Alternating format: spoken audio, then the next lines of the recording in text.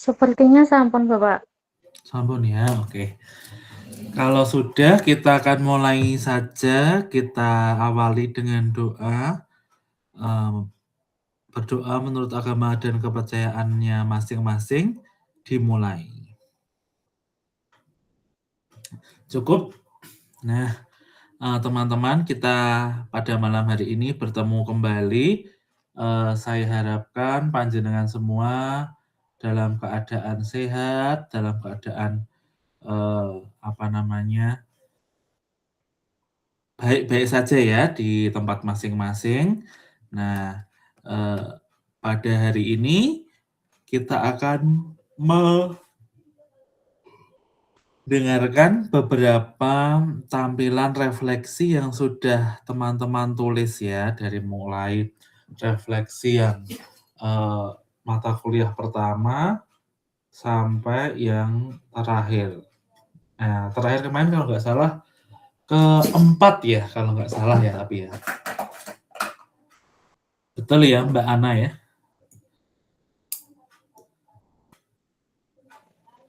Nggih, Pak. Ya. Nah, untuk nanti tidak semua saya perkenankan untuk presentasi ya, jadi mungkin nanti Mbak Ana itu refleksi yang pertama, Mbak Putri juga yang pertama, terus Mbak Mutiara refleksi kedua, Mbak Saida kedua, Mbak Elsa ketiga, Mbak Ilma ketiga, Mbak Sutimah ketiga, Mbak Anissa keempat, Mbak Miftah keempat, Mbak Pipit, nah itu ke pertama lagi, ya oke Mbak Pipit yang pertama ya, Mbak Ilma ada 2 ya ini ya. Jadi saya akan memberikan masukan kepada mungkin salah satu atau salah 2 yang tadi saya tunjuk presentasi, terus temannya bisa memperbaiki sesuai masukan saya. Begitu ya teman-teman. Nah, untuk pertama saya beri kesempatan kepada Mbak Ana dulu ya. Mohon maaf, Bapak. Ini kan saya Iya. pakai HP. Nah, baru mau menyambungkan via laptop, Bapak.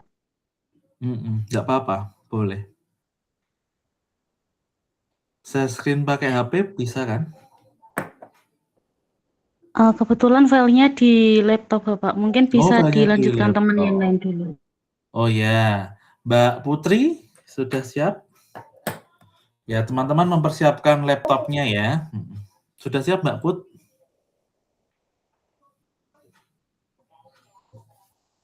Saya berarti refleksi yang filosofi ya, Pak. Iya, betul. Baik, sebentar, Pak. Nggak apa-apa.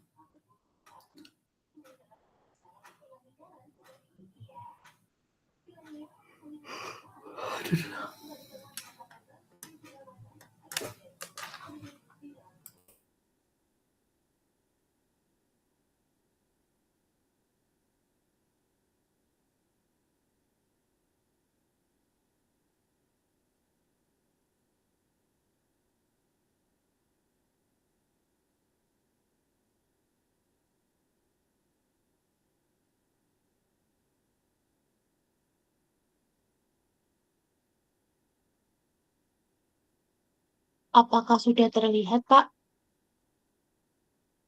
Sudah Mbak, silakan. Tidak perlu dibaca semua ya, tapi Anda menjelaskan intinya. Dibesarkan dikit.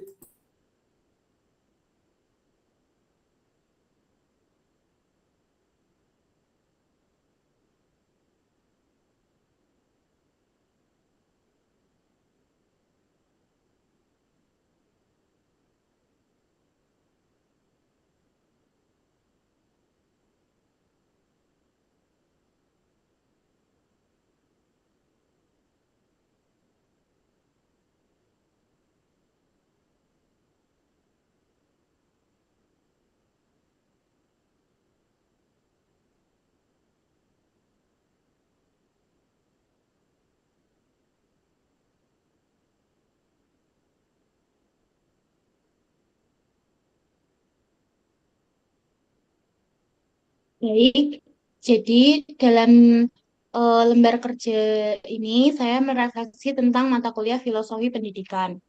Nah, di sini saya mengangkat kasus tentang Ali Mogok Sekolah dan kasus tentang sekolah rimba. Nah, untuk ini sekolah rimba.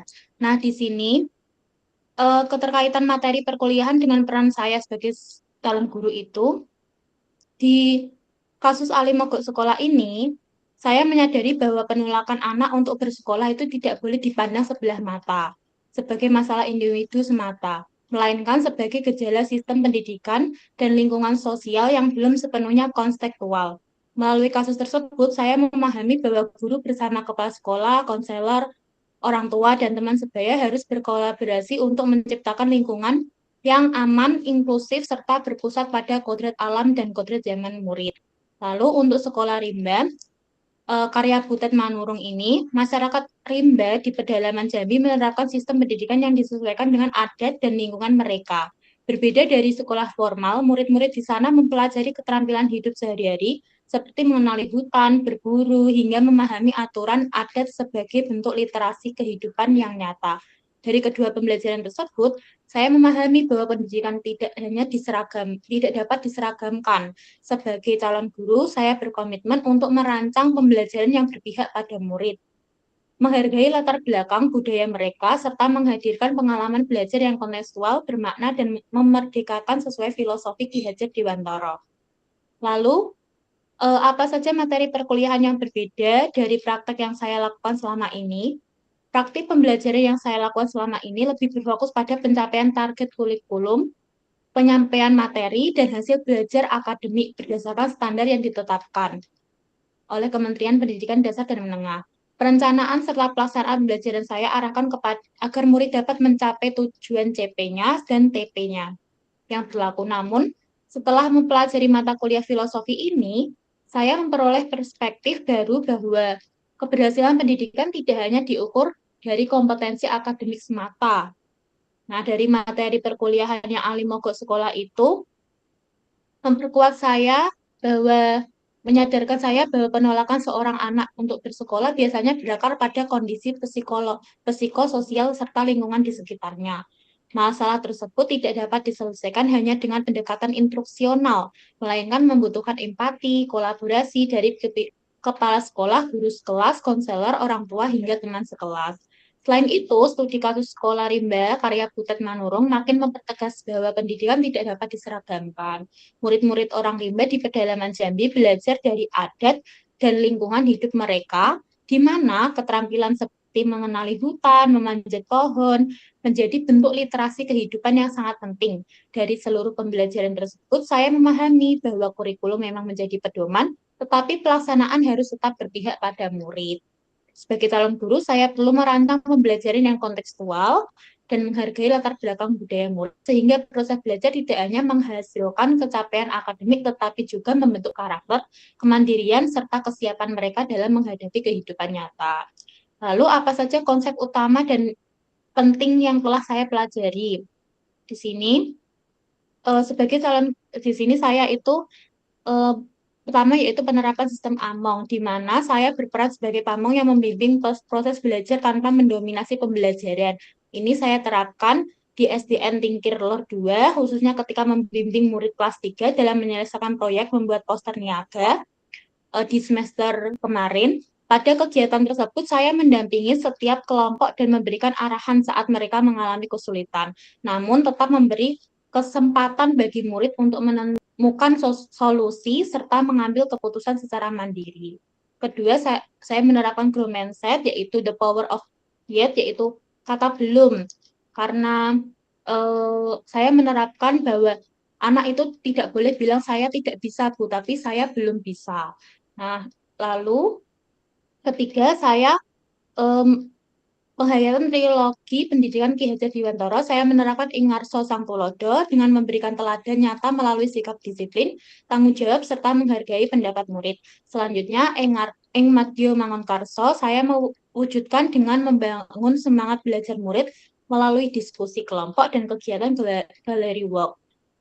Terakhir, prinsip Tutwuri Handayani saya terapkan dengan memberikan kepercayaan penuh kepada murid untuk mempresentasikan hasil proyek mereka dan merefleksikan proses pembelajaran secara mandiri. Nah, apa saja perubahan yang ingin saya lakukan?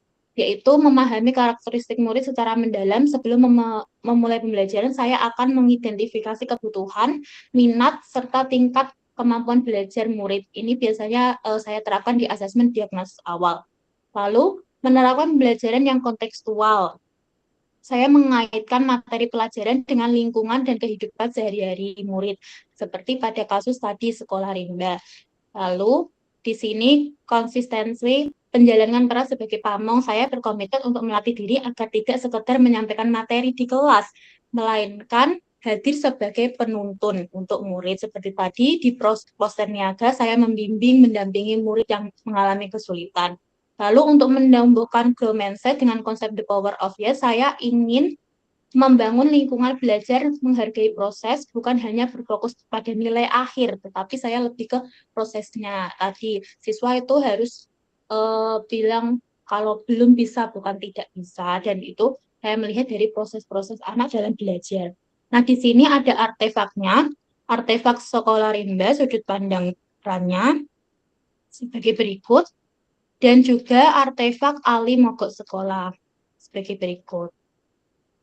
Lalu, kenapa saya memilih artefak tersebut? Karena dari kedua artefak tersebut menyajikan potret nyata kompleksitas permasalahan pendidikan yang sangat dekat dengan tantangan di lapangan, yang tidak bisa diselesaikan hanya dengan pendekatan teoritis di dalam kelas. Melalui artefak sekolah rimba, saya dapat merefleksikan pentingnya merancang pendidikan yang kontekstual dan adaptif terhadap kodrat alam serta kebudayaan peserta didik yang hidup di lingkungan spesifik. Sementara itu, artefak Ali Mogok Sekolah itu saya pilih karena memberikan pemahaman mendalam mengenai urgensi asesmen psikologis dan sosial dalam mengatasi hambatan belajar anak, di mana masalah keenggangan ke sekolah harus ditangani secara kolaboratif, yaitu dari kepala sekolah, dari pihak sekolah, maupun dari orang tua. Nah, kedua artefak ini secara utuh mempresentasikan komitmen saya sebagai calon guru untuk menerapkan filosofi Ki Hajar Dewantara, khususnya sistem Among dan asas berpihak pada murid. Lalu bagian mana dari artefak ini yang mendukung hasil refleksi saya? Bagian dari artefak sekolah rimba dan Ali Mogok Sekolah ini yang paling mendukung hasil refleksi saya adalah rumusan langkah-langkah pemecahan masalahnya yang menempatkan peserta didik sebagai subjek utama melalui pendekatan kolaboratif pusat pendidikan. Pada artefak sekolah rimba, bagian yang memperkuat refleksi saya adalah strategi penyesuaian kurikulum yang kontekstual dan adaptif terhadap ruang hidup serta kebudayaan anak, sehingga proses belajar tetap bermakna tanpa mencabut mereka dari akar identitasnya. Sedangkan pada artefak Ali Mogok Sekolah, bagian yang paling krusial adalah rincian peran lintas pihak mulai dari guru, kepala sekolah, konselor, orang tua, hingga teman sebaya dalam melakukan asesmen komprehensif, modifikasi lingkungan belajar, serta pemulihan rasa aman secara emosional. Keseluruhan bagian tersebut sangat mendukung refleksi saya sebagai calon guru untuk selalu merancang solusi yang humanis, inklusif, dan benar-benar berpihak pada keselamatan serta kenyamanan murid. Seperti itu, Pak.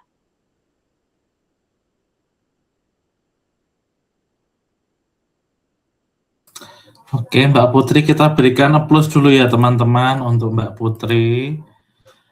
Saya ingin bertanya ya, tadi Mbak Putri mengkaitkan antara sekolah rimba ya, yang berada di Jambi dengan filosofinya atau pemikirannya Ki Hajar Dewantara, yaitu ada Engarso Sung Tulodo, Ing Madya Mangunkarso, Tuturi Handayani. Nah, itu coba dijelaskan ulang tentang hal tersebut ya.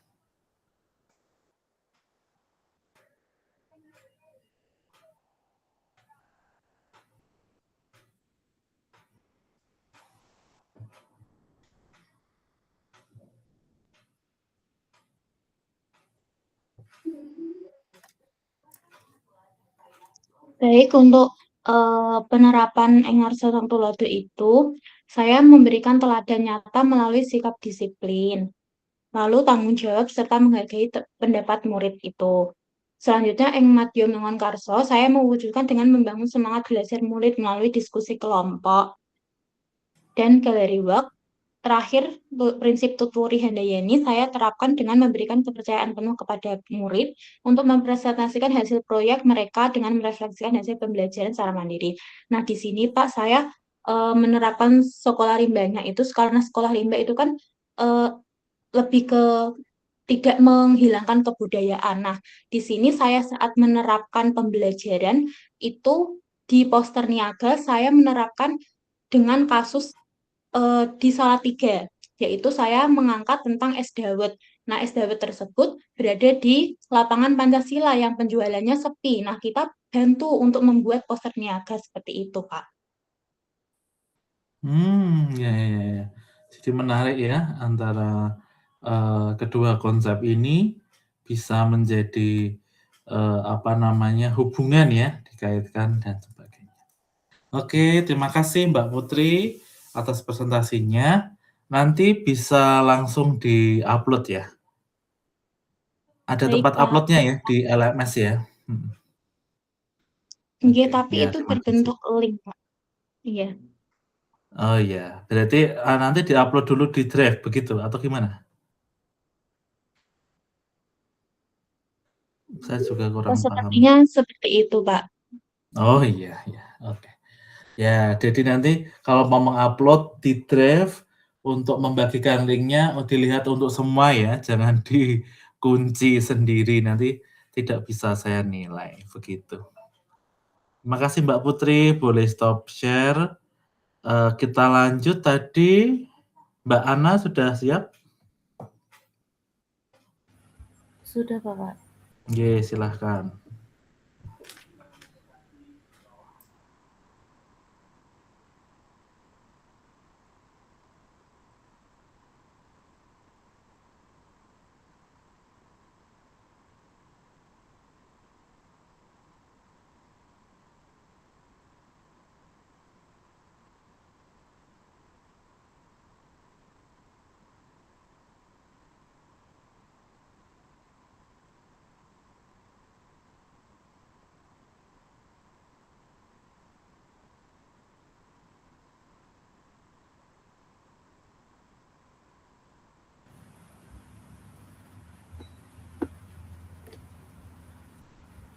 Jadi ini merupakan refleksi mata kuliah filosofi saya, di mana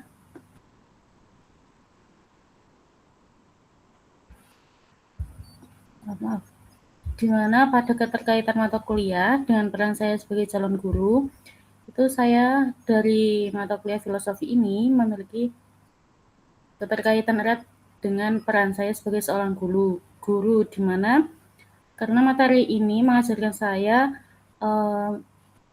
landasan teori dan praktis untuk memahami bahwa setiap anak itu memiliki keunikan dan kebutuhan belajar yang beragam, Pak. Kemudian juga melalui pemikiran Ki Hajar Dewantara membuat saya memahami bahwa tugas seorang guru itu sebenarnya adalah sebagai pamong yang menuntun murid untuk mengembangkan bakat dan minatnya. Kemudian di sisi lain juga mengajarkan saya bahwa pembelajaran itu harus disesuaikan dengan kebutuhan dan karakteristik serta lingkungan tempat tinggal murid itu sendiri. Di sisi lain, mata kuliah ini juga mengajarkan saya untuk memberikan pengajaran dengan prinsip ing ngarsa sumtulodo, ing madya mangun karsa, dan tutwuri handayani. Kemudian juga memberikan pelajaran bagi saya bahwa seorang guru itu tidak hanya mentransfer ilmu, tetapi juga menanamkan nilai-nilai kehidupan dan karakter sesuai dengan landasan pendidikan nasional yaitu Pancasila. Kemudian materi perkuliahan yang berbeda dari praktik yang saya lakukan selama ini, di mana setelah saya mempelajari filosofi pendidikan ini, saya menyadari bahwa pendidikan itu bukan hanya sekedar proses mentransfer ilmu, tetapi juga proses menuntun pengalaman murid untuk berkembang sesuai kodrat dan zamannya. Saya juga menyadari bahwa sebelumnya saya belum sepenuhnya menerapkan growth mindset karena lebih sering melihat hasil akhir bukan menghargai proses belajar atau usaha murid atau peserta didik itu sendiri. Kemudian konsep utama dan yang penting yang telah saya pelajari sebagai calon seorang guru yaitu tentang filosofi Ki Hajar Dewantara mengenai peran guru sebagai pamong yang juga didasarkan pada prinsip Ki Hajar Dewantara kembali yaitu tentang ing ngarsa Sang Tulodo, ing madya mangun karsa serta tuturi handayani. Kemudian konsep lain yang menurut saya penting yaitu pentingnya growth mindset bagi seorang guru dalam proses pembelajaran serta pentingnya penekanan pendidikan nilai untuk membangun karakter anak berdasarkan nilai-nilai Pancasila. Kemudian dari mata pelajaran mata kuliah ini juga mengingatkan saya tentang adanya kode etik guru yang menunjukkan bahwa guru yang profesional itu tidak hanya dilihat dari 4 kompetensi wajib yang harus dimiliki oleh seorang guru, tetapi juga dilihat dari bagaimana keteladanan, integritas, serta tanggung jawabnya dalam mendidik seorang murid, seperti itu. Kemudian, perubahan yang ingin saya lakukan setelah mendapatkan perkuliahan ini, tentu saja yaitu saya ingin lebih berperan sebagai penuntun yang menghargai setiap potensi yang dimiliki oleh anak. Kemudian saya juga ingin membangun budaya growth mindset dengan memberikan apresiasi terhadap usaha, menjadikan kesalahan sebagai kesempatan belajar, dan memberikan umpan balik yang membangun. Selain itu, saya juga akan lebih mengintegrasikan pendidikan nilai melalui pembiasaan, keteladanan, serta kegiatan pembelajaran yang tidak hanya berkembang secara akademik, tetapi juga memiliki karakter yang sesuai dengan nilai-nilai Pancasila. Kemudian artefak yang saya jadikan bukti dukungan hasil pengalaman refleksi belajar ini yaitu tentang sintesis pemecahan kasus sekolah rimba di LK topik 2 di mana LK tersebut itu berisi tentang dulu dan sekarang yang merepresentasikan bagaimana sekolah rimba, pemikiran tentang sekolah rimba terdahulu dan bagaimana sekolah rimba yang sekarang melalui video Cibutet, seperti itu Pak. Kemudian mengapa saya memilih artefak tersebut? Karena hal itu berkaitan dengan pola pikir bertumbuh yang menjadi refleksi utama saya.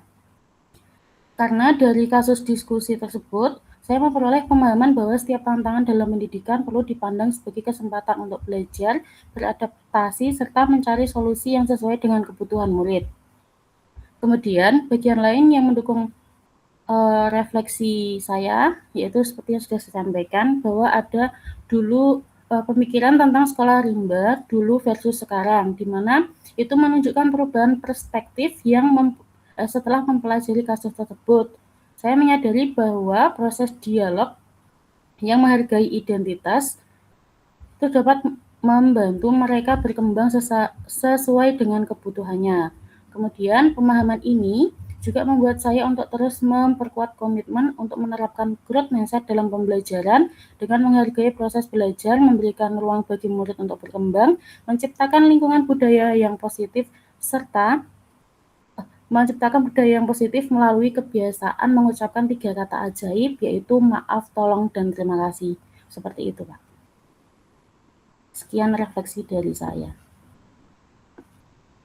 Oke, terima kasih Mbak Ana. Kita berikan aplaus ya teman-teman. Mbak Ana sudah memberikan refleksi. Nah, saya ingin bertanya mengenai penekanan ya dari ketiga kata ajaib ya, mungkin ya kita bisa kenal ya. Ada maaf, tolong, sama terima kasih. Nah, itu silahkan coba dijelaskan mungkin sambil diberikan contoh ya. Kenapa kok kita harus melakukan ya di lingkungan belajar 3 kata ini. Ya, silahkan. Baik, izin menjawab ya Pak.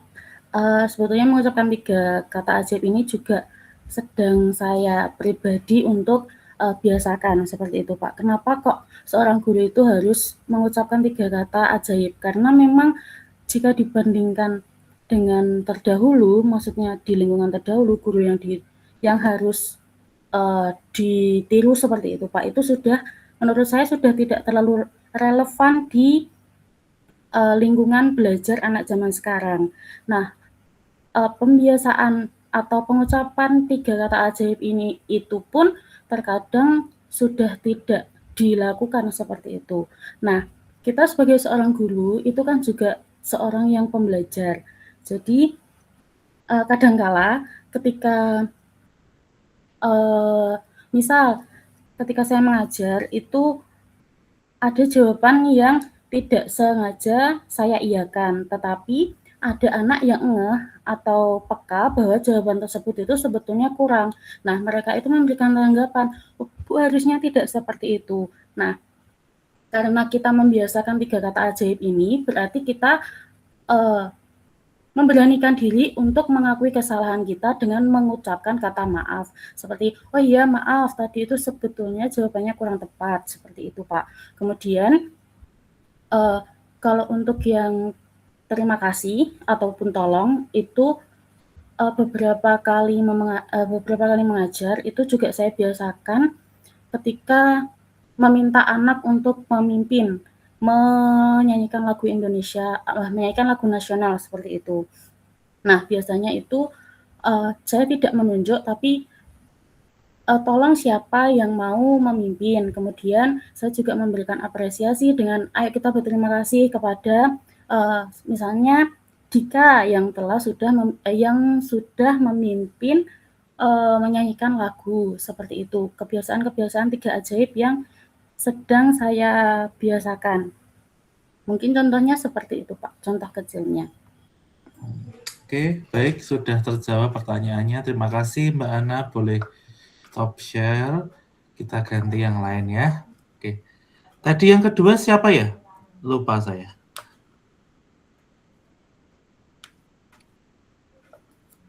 Saya, Pak.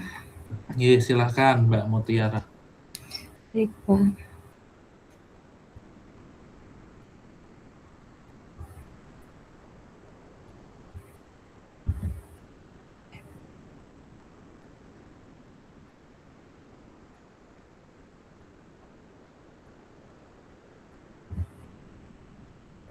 Mohon maaf sebentar nggih, Pak.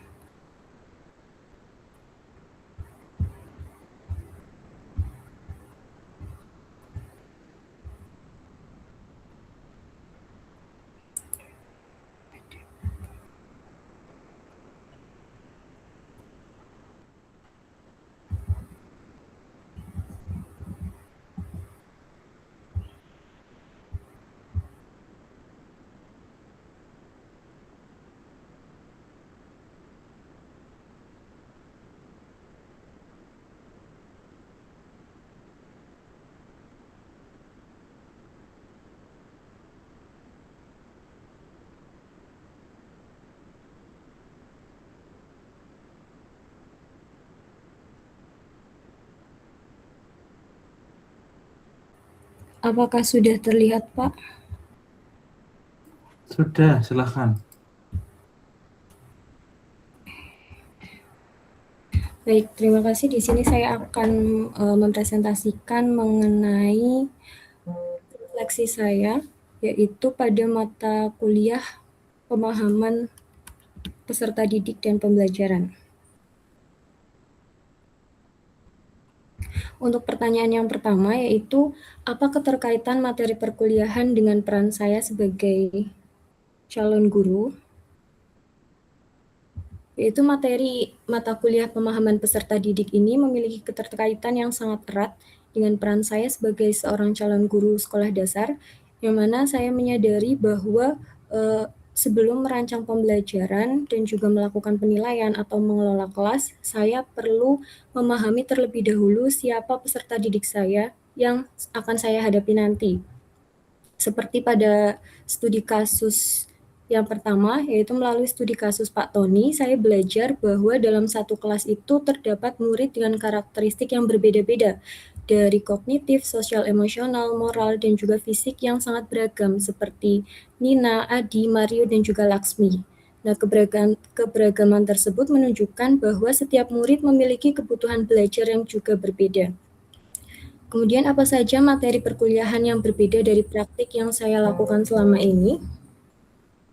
Selama ini saya cenderung merancang pembelajaran dengan asumsi bahwa murid dalam satu kelas memiliki kebutuhan belajar yang relatif sama, sehingga strategi, media, dan juga bentuk tugas yang saya siapkan masih cenderung seragam.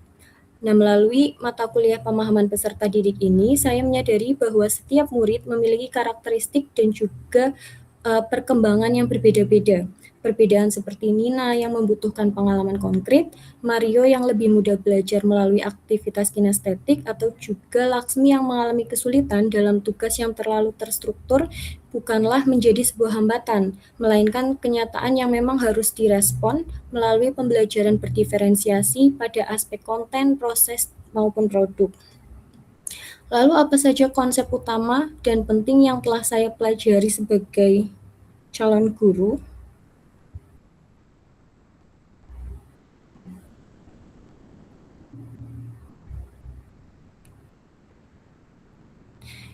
Beberapa konsep utama yang saya pelajari yaitu teori perkembangan Piaget, Vygotsky, Kohlberg, dan juga Gilligan.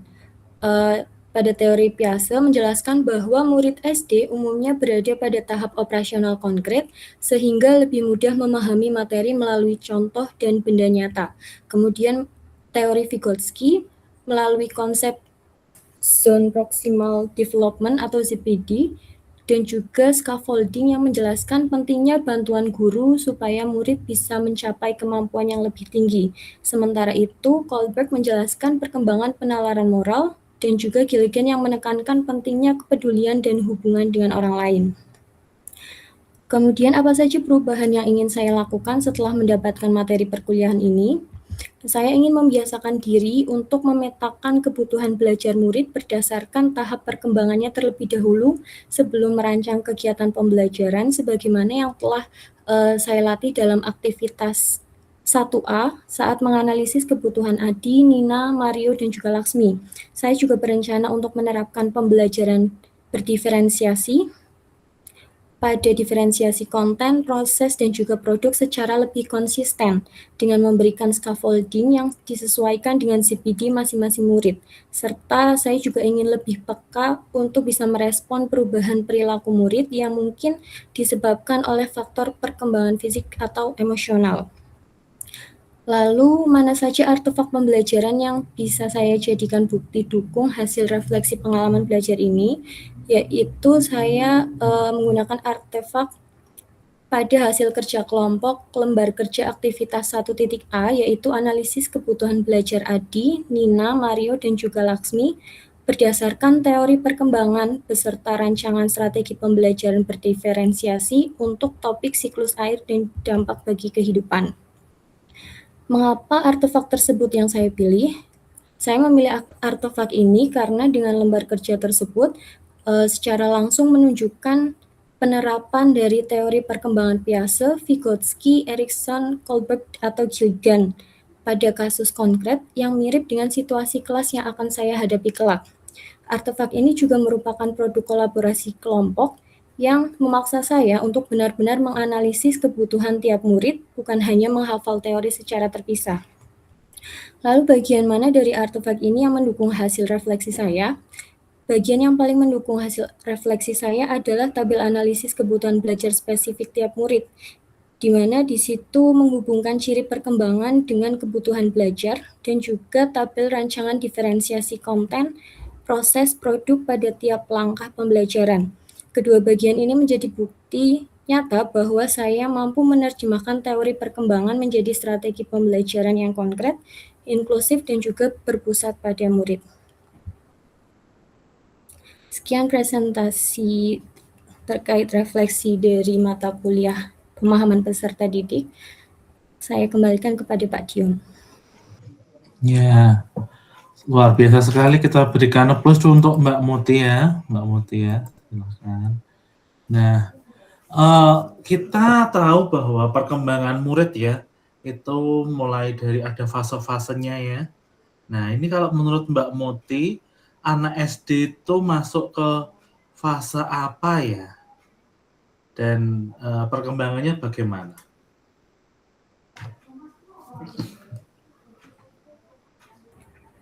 Kalau menurut saya, Pak, dilihat dari teori Piaget yang sudah dijelaskan itu, untuk anak usia sekolah dasar termasuk pada fase operasional konkret, di mana pada fase tersebut siswa itu lebih mudah memahami sesuatu berdasarkan benda-benda yang nyata atau bersifat konkret, seperti itu, Pak. Ya. Oke, terima kasih Mbak Muti. Boleh stop share. Kita ganti yang lain ya. Silahkan tadi yang nomor 2. Silahkan Mbak Muti, siapa ya?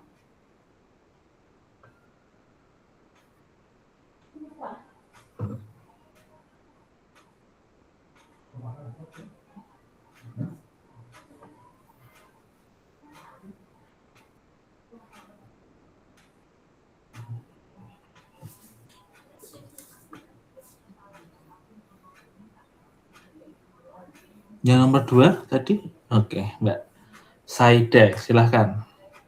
Agak diperbesar ya Mbak ya? Iya, Pak.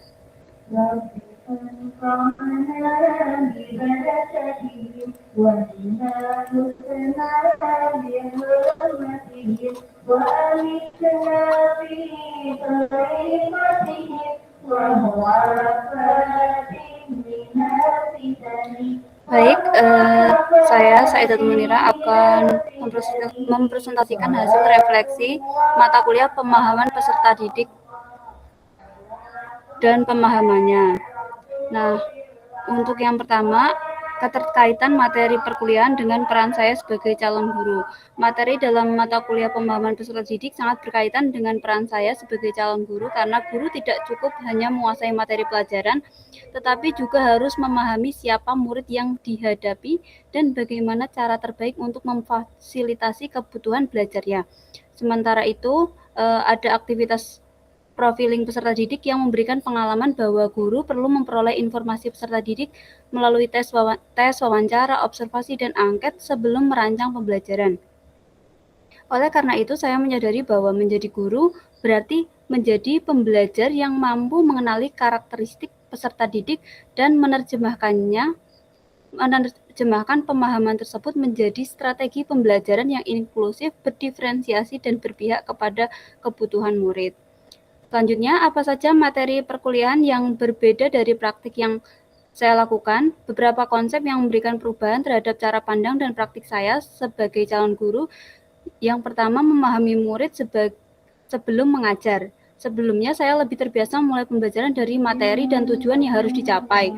Setelah mempelajari materi perkembangan peserta didik, saya memahami bahwa guru perlu terlebih dahulu mengetahui siapa murid yang dihadapi, termasuk kemampuan kognitif, kondisi sosial emosional, perkembangan fisik, minat, bakat, dan karakteristik personalnya.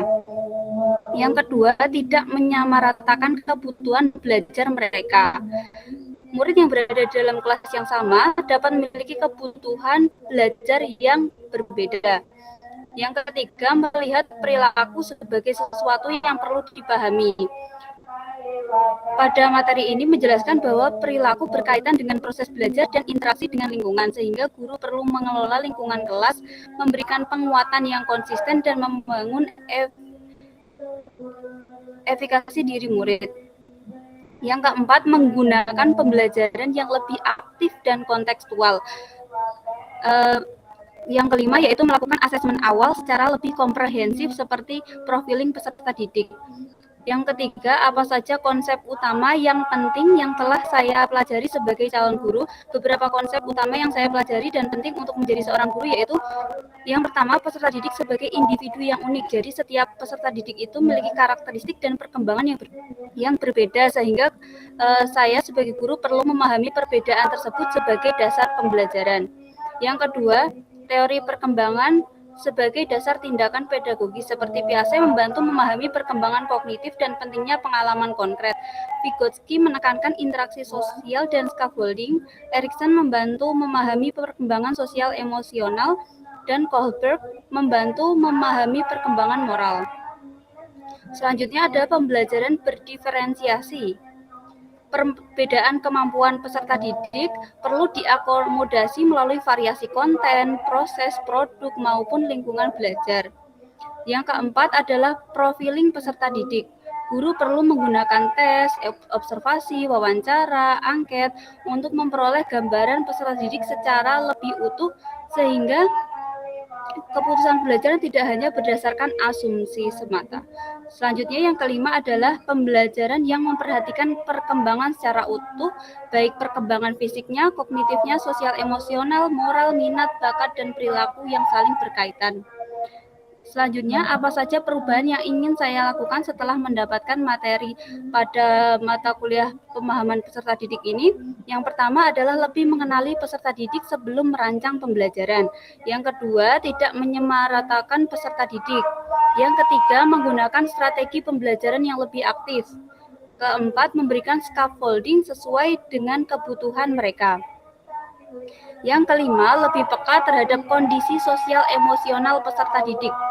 Saya ingin tidak langsung memberikan label terhadap murid yang pasif, gaduh, lambat, atau mengalami kesulitan, tetapi berusaha mencari faktor yang melatar belakangi perilaku tersebut.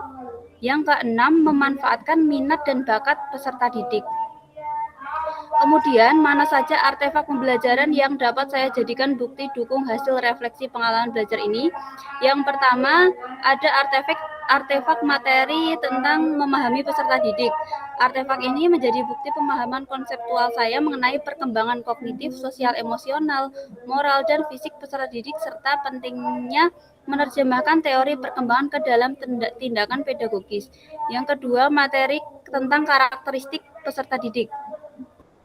Artefak ini mendukung pemahaman saya mengenai perbedaan kecerdasan, perilaku, minat, bakat, dan pencapaian peserta didik serta pentingnya pembelajaran berdiferensiasi. Yang ketiga adalah artefak aktivitas 1A mengenai analisis kebutuhan dan rancangan strategi pembelajaran. Artefak ini menjadi bukti bahwa saya mampu menerapkan teori perkembangan untuk menganalisis karakteristik murid dan merancang pembelajaran siklus air yang mengakomodasi kebutuhan yang berbeda. Yang kemudian aktivitas 2A menganalisis tantangan pembelajaran dan karakteristik peserta didik. Artefak ini menunjukkan kemampuan saya mengidentifikasi kebutuhan Rizky, Zahra, Beno, dan Nurul serta menyusun strategi pembelajaran yang sesuai dengan kondisi masing-masing. Selanjutnya adalah aktivitas 3C, yaitu menganalisis dengan metode Fishbone, yaitu artefak ini menunjukkan kemampuan saya untuk menganalisis akar penyebab masalah pembelajaran dari berbagai faktor dan menghubungkannya dengan teori belajar serta strategi penyelesaian. Pada saat analisis Fishbone ini, masalahnya mengenai murid yang gaduh dan tidak menyepelekan gurunya seperti itu. Kemudian yang nomor 6, aktivitas 4D, profiling peserta didik. Artefak ini menjadi bukti kemampuan saya merancang instrumen tes, wawancara, observasi, dan angket untuk memperoleh profil peserta didik. Kemudian mengapa artefak tersebut yang saya pilih? Keenam artefak tersebut saya pilih karena saling berkesinambungan. Yang pertama mengenai memahami teori, yang kedua menganalisis karakteristik murid, kemudian mengidentifikasi masalah sampai merancang tindakan pedagogis berdasarkan kebutuhan peserta didik. Materi memahami peserta didik memberikan landasan teori mengenai perkembangan peserta didik, sedangkan materi berbagai karakteristik peserta didik memperluas pemahaman mengenai keberagaman kemampuan, perilaku, minat, dan bakat murid. Selanjutnya, aktivitas 1A dan 2A menunjukkan penerapan konsep teori tersebut ke dalam rancangan strategi pembelajaran tentang siklus air tadi, serta mengenali karakteristik murid. Kemudian, aktivitas 3C memperlihatkan kemampuan saya melihat masalah pembelajaran secara lebih menyeluruh melalui analisis akar penyebab kelas yang tidak aktif tersebut. Sedangkan aktivitas 4D menunjukkan bahwa saya mulai memahami pentingnya data atau informasi tentang peserta didik sebelum menemukan strategi pembelajaran. Artefak 1, bagian mana dari artefak ini yang mendukung hasil refleksi saya?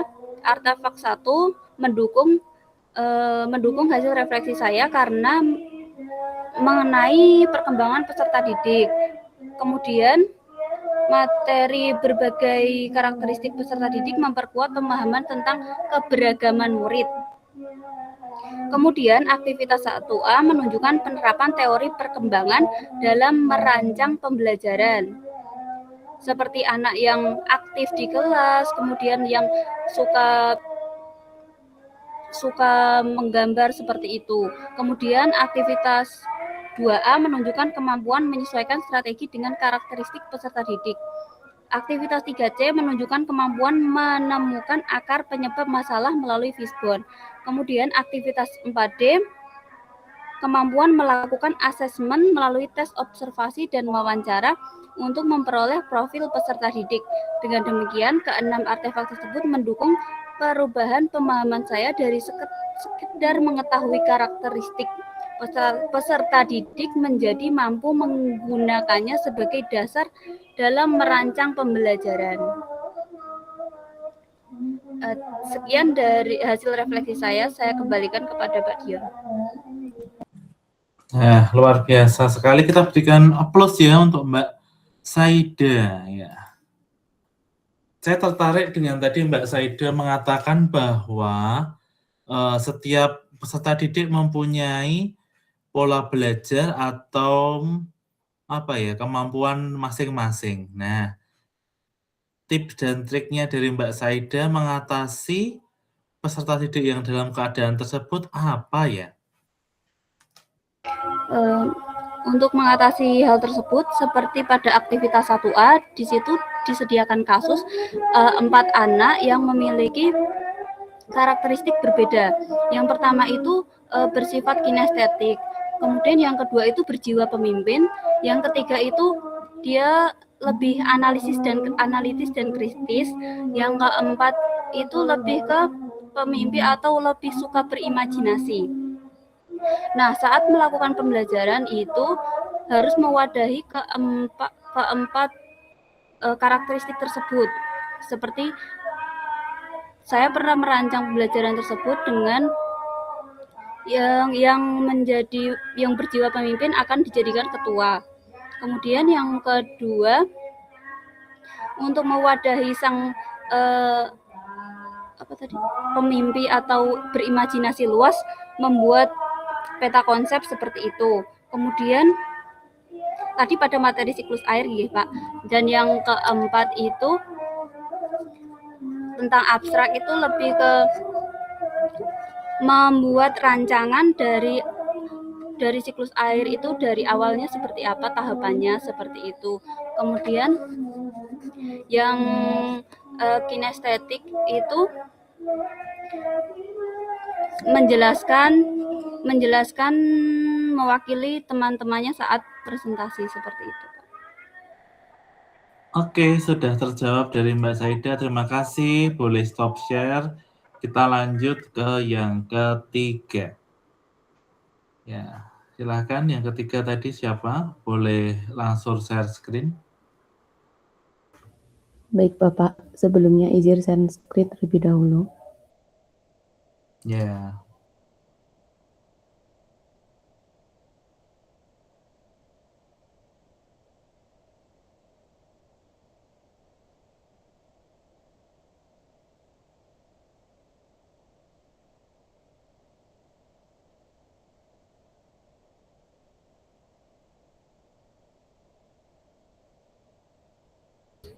Baik Bapak, sebelumnya di sini saya akan merefleksikan mengenai mata kuliah pembelajaran mendalam dan asesmen dasar atau PMAD. Nah, sebelum itu, pertanyaan yang pertama adalah apa keterkaitan materi perkuliahan dengan peran saya sebagai calon guru? Menurut saya, pada mata kuliah PMAD sendiri memiliki relevansi yang kuat dengan peran saya sebagai calon guru profesional. Melalui mata kuliah ini, saya memahami bahwa tugas guru tidak hanya terbatas pada penyampaian materi dan pencapaian target kurikulum, tetapi juga mencakup kemampuan merancang pengalaman belajar yang berpusat pada kebutuhan, karakteristik, dan potensi murid itu sendiri. Guru perlu menciptakan pembelajaran yang berkesan, bermakna, dan menggembirakan, agar murid tidak sekedar memperoleh pengetahuan, tetapi juga mampu mengembangkan keterampilan, sikap, serta kemampuan untuk menghubungkan pembelajaran dengan kehidupan yang nyata. Selain itu, PMAD sendiri juga memberikan pemahaman penting tentang peran asesmen sebagai bagian integral dalam proses pendidikan. Asesmen diagnostik membantu guru mengenali kemampuan awal dan kebutuhan murid. Asesmen formatif digunakan untuk memantau perkembangan serta memberikan umpan balik selama proses pembelajaran. Sedangkan asesmen sumatif digunakan untuk melihat ketercapaian tujuan pembelajaran secara keseluruhan. Pemahaman ini menjadi bekal bagi saya untuk menjadi guru yang reflektif dan adaptif, sehingga setiap keputusan pembelajaran dapat didasarkan pada kebutuhan nyata murid serta mampu mendukung perkembangan mereka secara optimal. Lalu pertanyaan yang kedua adalah, apa saja materi perkuliahan yang berbeda dari praktik yang saya lakukan selama ini? Sebelum mengikuti perkuliahan PMAD, saya cenderung memahami pembelajaran yang aktif sebagai kondisi ketika murid menunjukkan aktivitas secara fisik, seperti banyak gerak, berdiskusi, atau terlibat dalam kegiatan kelompok. Saya juga memandang pembelajaran mendalam sebagai proses pembelajaran yang ditandai dengan pemberian materi dan soal yang kompleks dalam jumlah yang banyak. Namun, pemahaman tersebut mengalami perubahan setelah saya mempelajari materi PMAD. Saya menyadari bahwa pembelajaran aktif tidak semata-mata ditentukan oleh aktivitas fisik murid, melainkan lebih menekankan keterlibatan mereka dalam berpikir, mengolah informasi, menganalisis permasalahan, menghubungkan berbagai konsep, serta membangun pemahaman secara mandiri dan bermakna. Lalu, pemahaman mengenai taksonomi Solo juga menjadi wawasan penting bagi saya dalam melihat kualitas murid dan hasil belajar. Taksonomi Solo memberikan kerangka untuk mengidentifikasi tingkat kedalaman pemahaman murid, mulai dari tahap prastruktural, unistruktural, multistruktural, relasional, hingga extended abstrak. Hal ini memperluas perspektif saya bahwa keberhasilan pembelajaran tidak cukup dinilai berdasarkan kemampuan murid, melainkan sebagaimana yang banyak ditekankan dalam taksonomi belum juga, tetapi juga perlu melihat sejauh mana murid mampu mengintegrasikan informasi, membangun keterkaitan antar konsep, serta mengembangkan pemahaman ke konteks yang lebih luas. Dengan demikian, pada mata kuliah ini membantu saya memahami bahwa pembelajaran yang berkualitas berorientasi pada kedalaman pemahaman, bukan sekedar banyaknya aktivitas, materi, maupun tingkat kesulitan soal. Lalu yang ketiga, apa saja konsep utama dan penting yang telah saya pelajari sebagai calon guru? Konsep utama yang telah saya pelajari dalam PMAD yang pertama adalah profil lulusan dan prinsip pembelajaran. Hal ini dapat terlihat dari 8 dimensi profil lulusan, serta prinsip pembelajaran yang berkesadaran, bermakna, dan menggembirakan. Yang kedua, pengalaman belajar dalam proses pembelajaran yang dikembangkan melalui memahami, mengaplikasi, dan merefleksi. Yang ketiga, elemen pembelajaran mendalam. Pada mata kuliah ini di dalamnya mencakup praktik pedagogis, kematerian pembelajaran, lingkungan pembelajaran, dan memanfaatkan teknologi digital. Lalu yang keempat ada siklus inquiry kolaboratif, terlihat dengan menggunakan tahapan assess, design, implement, measure, reflect, change untuk merancang dan memperbaiki pembelajaran berdasarkan data. Lalu yang kelima ada taksonomi Solo, digunakan untuk mengidentifikasi dan mengukur kedalaman serta kualitas pemahaman murid secara sistematis. Lalu yang keempat, apa saja perubahan yang ingin saya lakukan setelah mendapatkan materi perkuliahan ini? Perubahan yang ingin saya lakukan adalah yang pertama, mengembangkan perencanaan pembelajaran yang lebih baik. Yang kedua, memperkuat pelaksanaan asesmen. Yang ketiga, mengukur kedalaman pemahaman peserta didik. Yang keempat, membangun budaya refleksi kolaboratif dalam kegiatan pembelajaran. Saya akan bekerja sama dengan rekan sejawat untuk menganalisis hasil pembelajaran, melakukan refleksi, dan merancang perbaikan yang berkelanjutan. Lalu selanjutnya adalah analisis artefak pembelajaran. Pertanyaan yang pertama, Mana saja artefak pembelajaran yang dapat saya jadikan bukti sebagai hasil refleksi pengalaman belajar ini? Artefak yang saya gunakan adalah sebagai berikut. Yang pertama ada link modul ajar yang memberikan beberapa modul ajar ataupun pemahaman peserta didik, baik itu RPP yang deep learning ataupun yang berdiferensiasi. Lalu ada flipchart studi kasus 3. Selanjutnya ada link studi kasus yang dikerjakan dalam bentuk flipchart. Lalu pemahaman konsep dalam mata kuliah PMAD itu sendiri, yaitu ada prinsip, konsepnya, karakteristik, dan pengalaman belajar. Lalu alasan saya memilih artefak tersebut adalah merepresentasikan proses pemahaman sekaligus penerapan konsep PMAD yang saya pelajari selama perkuliahan. Flipchart studi kasus menunjukkan kemampuan saya dalam menganalisis permasalahan pembelajaran secara kontekstual, sedangkan pemahaman konsep menjadi bukti penguasaan terhadap prinsip kerangka pembelajaran mendalam. Lalu artefak saya yang berupa modul ajar menggambarkan penerapan konsep tersebut ke dalam perencanaan pembelajaran yang berpusat pada murid. Sementara itu, ada juga asesmen diagnostik di dalamnya untuk menunjukkan kemampuan saya dalam mengidentifikasikan kebutuhan murid dan karakteristik awal murid sebagai dasar dalam merancang pembelajaran yang sesuai. Yang ketiga, bagian mana dari artefak ini yang mendukung hasil refleksi saya? Yang pertama adalah bagian flipchart studi kasus, di mana hal tersebut mendukung kemampuan saya dalam menganalisis permasalahan pembelajaran dan menentukan solusi yang sesuai dengan kebutuhan murid. Yang kedua, pemahaman konsep. Hal tersebut menunjukkan bahwa perubahan pemahaman saya mengenai pembelajaran mendalam, khususnya bahwa pembelajaran aktif tidak hanya berkaitan dengan aktivitas fisik, tetapi juga keterlibatan murid dalam berpikir dan membangun pemahaman. Lalu yang ketiga adalah modul ajar. Modul ajar yang saya gunakan dalam praktik waktu semester 1 kemarin, yaitu praktik terbimbing, hal tersebut membuktikan kemampuan saya dalam menerapkan prinsip keberkesadaran, bermakna, dan menggembirakan, serta tahap memahami, mengaplikasi, dan merefleksi dalam perencanaan pembelajaran. Yang selanjutnya ada asesmen diagnostik itu sendiri, yang mana dalam asesmen itu mendukung refleksi saya mengenai pentingnya mengetahui kesiapan dan kebutuhan awal murid sebelum pembelajaran, sehingga pembelajaran dapat dirancang lebih tepat dan berpusat pada murid. Lalu, refleksi dalam pembelajaran PMAD itu sendiri, setelah mempelajari PMAD, saya menyadari bahwa menjadi guru yang profesional membutuhkan kemampuan untuk merancang pembelajaran yang tidak hanya berorientasi pada penyampaian materi, tetapi juga pada kualitas pengalaman dan perkembangan belajar murid. Pemahaman mengenai pembelajaran mendalam, asesmen diagnostik, serta taksonomi Solo mengubah cara pandang saya dalam melihat proses belajar murid.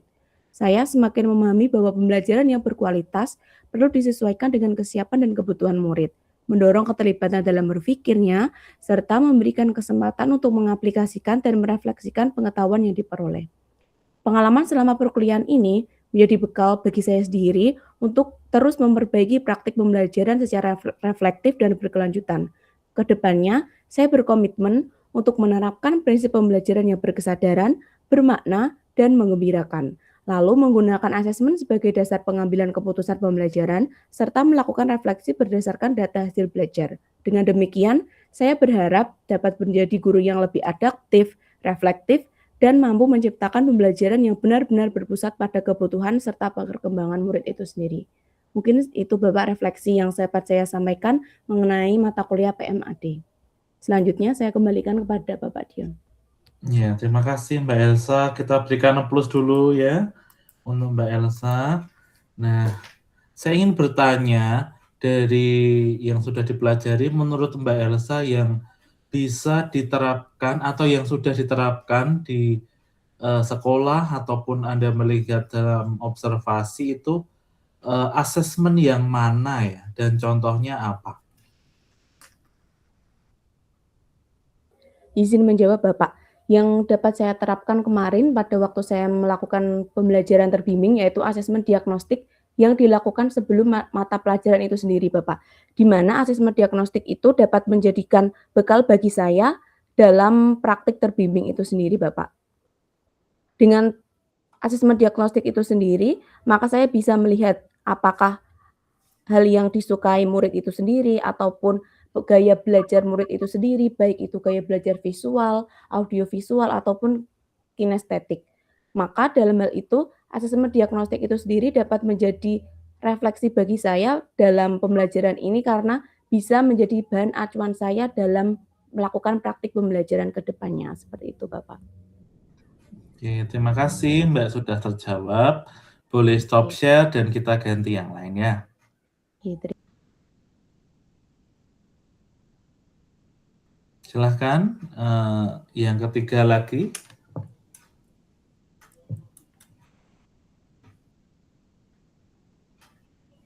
Saya ya, Pak. Iya, ya.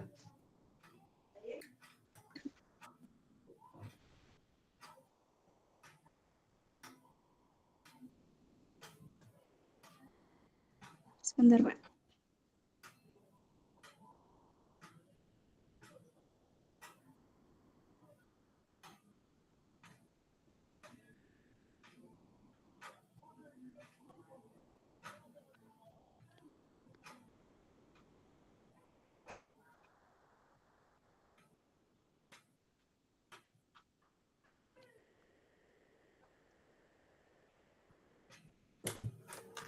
Pak bisa scroll bagian atas.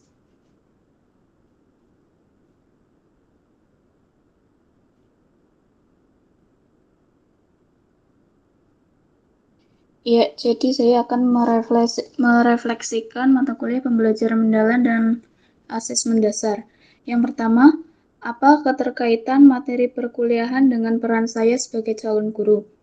Mata kuliah ini memberikan pemahaman bahwa pembelajaran tidak hanya berorientasi pada penyampaian materi, tetapi juga pada bagaimana peserta didik memperoleh pengalaman belajar yang bermakna, aktif, dan mampu membangun pemahamannya secara mendalam. Saya menyadari bahwa sebagai calon guru, saya perlu merancang pembelajaran yang tidak sekedar mengejar ketuntasan materi, tetapi juga mendorong peserta didik untuk berpikir kritis, memecahkan masalah, berkolaborasi, serta merefleksikan proses belajarnya. Selain itu, saya memahami bahwa asesmen merupakan bagian yang tidak terpisahkan dari pembelajaran karena dapat digunakan untuk mengetahui perkembangan belajar peserta didik sekaligus menjadi dasar dalam memperbaiki proses pembelajaran. Yang kedua, apa saja materi perkuliahan yang berbeda dari praktik yang saya lakukan selama ini? Sebelum mengikuti mata kuliah ini, saya lebih banyak memandang pembelajaran sebagai kegiatan menyampaikan materi sesuai urutan buku ajar, sedangkan asesmen lebih saya pahami sebagai kegiatan memberikan nilai di akhir pembelajaran. Setelah mempelajari konsep pembelajaran mendalam, saya menyadari bahwa pembelajaran harus dirancang agar peserta didik terlibat aktif dalam membangun pengetahuan melalui pengalaman belajar yang bermakna. Saya juga memperoleh pemahaman baru bahwa asesmen tidak hanya berbentuk tes tertulis, tetapi dapat dilakukan melalui berbagai bentuk penilaian yang mampu memberikan gambaran lebih utuh mengenai perkembangan kompetensi peserta didik. Selain itu, saya belajar bahwa keberhasilan pembelajaran sangat dipengaruhi oleh keterpaduan antara tujuan pembelajaran, strategi, aktivitas belajar, dan asesmen. Kemudian pertanyaan yang ketiga, apa saja konsep utama dan penting yang telah saya pelajari sebagai calon guru? Konsep utama yang saya pelajari meliputi hakikat pembelajaran mendalam, kerangka kerja pembelajaran mendalam, serta pendekatan pembelajaran mendalam yang menempatkan peserta didik sebagai subjek aktif dalam proses belajar. Saya juga memahami pentingnya merancang asesmen yang selaras dengan tujuan pembelajaran melalui penggunaan asesmen formatif, sumatif, maupun penilaian lainnya. Selain itu, saya belajar melakukan analisis terhadap implementasi pembelajaran mendalam melalui observasi praktik mengajar, sehingga mampu mengidentifikasi kelebihan dan aspek yang masih perlu ditingkatkan. Pengalaman melakukan micro-teaching juga memberikan kesempatan kepada saya untuk mengintegrasikan konsep pembelajaran mendalam ke dalam praktik mengajar secara langsung. Lalu yang keempat, apa saja perubahan yang ingin saya lakukan setelah mendapatkan materi perkuliahan ini? Setelah mengikuti mata kuliah ini, saya ingin merancang pembelajaran yang lebih berpusat pada peserta didik dengan memberikan kesempatan kepada mereka untuk mengeksplorasi, berdiskusi, dan membangun pemahaman secara aktif.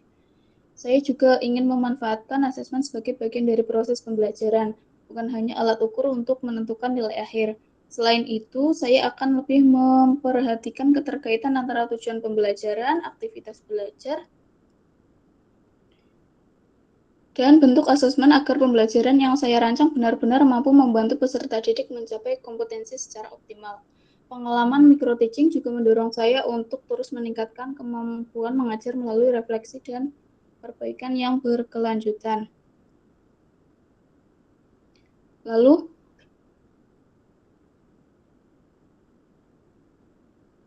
mana saja artefak pembelajaran yang dapat saya jadikan bukti dukung hasil refleksi pengalaman belajar ini?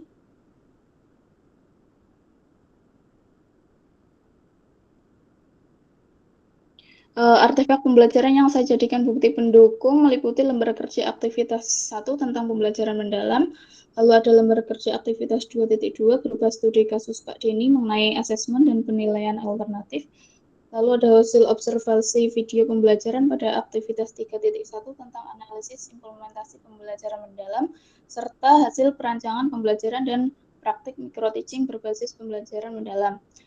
Lalu kedua, mengapa artefak tersebut yang saya pilih?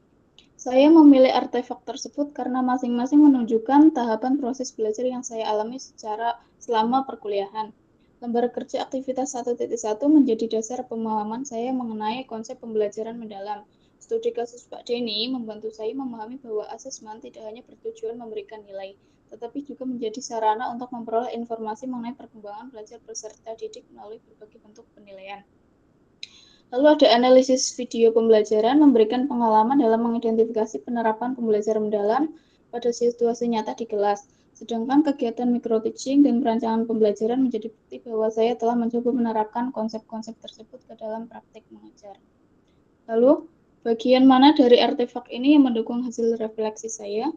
Bagian yang paling mendukung refleksi saya adalah hasil analisis pada lembar kerja aktivitas 1.1 karena melalui kegiatan tersebut saya memperoleh pemahaman mengenai karakteristik dan prinsip pembelajaran mendalam.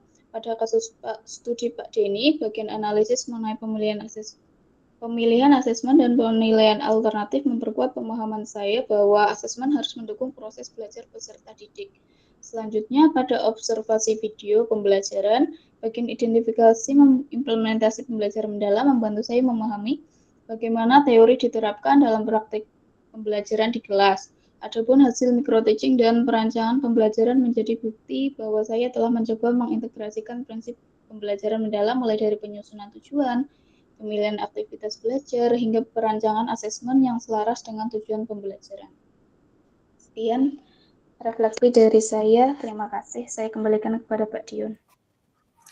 Ya, kita berikan aplaus dulu untuk Mbak Imah ya, mengenai refleksi ini. Mbak, tolong nanti tulisannya rata kanan kiri ya, jangan menjorok ke kiri saja. Jadi saya agak kurang melihat tulisan yang tidak rapi ya. Oke, nanti diperbaiki lagi ya. Ya, Baik, itu Pak. aja. Silakan bisa lanjut ke presenter selanjutnya. Baik, Bapak, izin mempresentasikan.